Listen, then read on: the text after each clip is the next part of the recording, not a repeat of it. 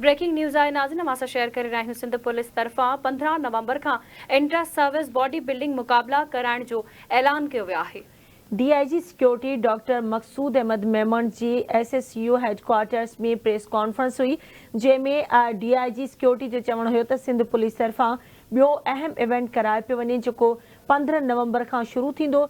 Inter services body building मुक़ाबलनि में समूरा इदारनि जा अहलकार ऐं ऑफिसर हिसो वठी रहिया आहिनि, जॾहिं त बॉडी बिल्डिंग कंदड़ अहलकार ऐं ऑफिसर ॿियनि मुल्कनि में वञी अहिड़नि इवेंट्स में हिसो वठंदा आहिनि।